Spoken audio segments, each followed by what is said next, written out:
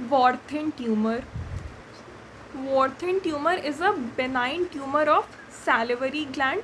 It is also known as papillary cyst adenoma lymphomatosum. Papillary tumor is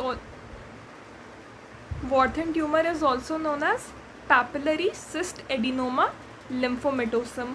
This is a benign tumor exclusively found in the parotid gland. Typically affects male in the 5th to 6th 7th decade of their life.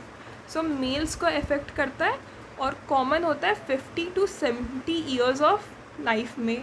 May occasionally manifest as multicentric tumors. The origin of tumor is debated, but it is believed to arise from heterotopic salivary tissue trapped within a regional lymph node during embryonic development. So Warthin tumor is also known as papillary cyst adenoma lymphomatosum, and it is a benign tumor of salivary gland. It is more commonly found in parotid gland. Males में ज़्यादा common होती है और 50 to 70 years of age में appear होती है. It manifests as multicentric tumor. इसका origin is not very clear, but it is believed that it arises from the salivary tissue that was trapped in the regional lymph node during embryonic development. Gross morphology of Warthin tumor or papillary cyst adenoma lymphomatosum. It originates in the superficial parotid gland and appears as round to oval, lobulated and encapsulated mass. So because it is benign, it will be encapsulated, and it's a small tumor shape round to oval, and it's lobulated. It originates in the superficial parotid gland and appears as small round to oval lobulated encapsulated mass. The cut surface of Warthin tumor may reveal mucin containing narrow cyst or cleft like spaces with papillary projections. Cut surface में mucin containing narrow cyst या cleft like spaces मिलेंगे with papillary projections. Microscopic feature of Warthin tumor. It's a biphasic tumor characterized by both epithelial and myoepithelial components, accompanied by a lymphoid stroma. तो it's a biphasic tumour. इसमें epithelial और मायोएपिथेलियल दोनों component होते हैं, and it also is accompanied by lymphoid stroma. The epithelial components consist of glandular or cystic structures lined by a double layered epithelium. See, epithelial component में glandular और cystic structures आएंगे which are lined by double layered epithelium.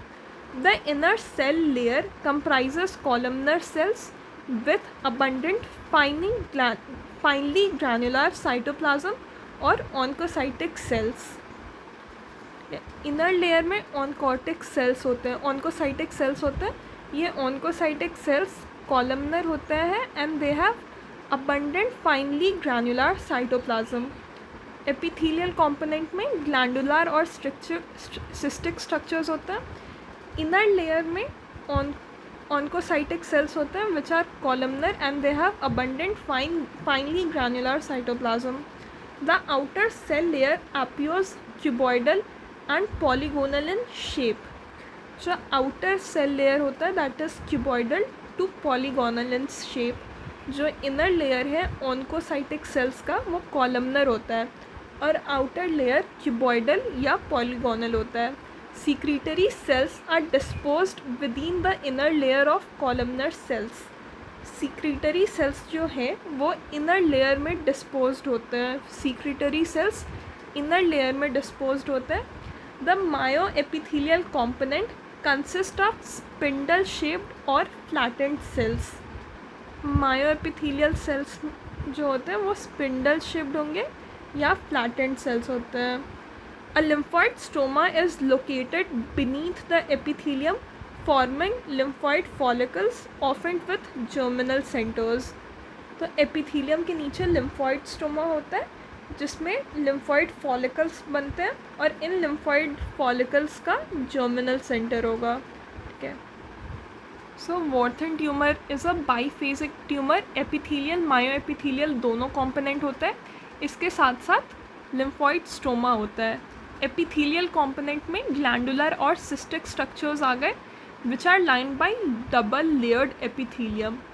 Inner layer में columnar cells होते हैं, ठीक है, जिनमें granular cytoplasm होगा। इनर लेयर के सेल्स को ऑन्कोसाइटिक सेल्स बोलते हैं।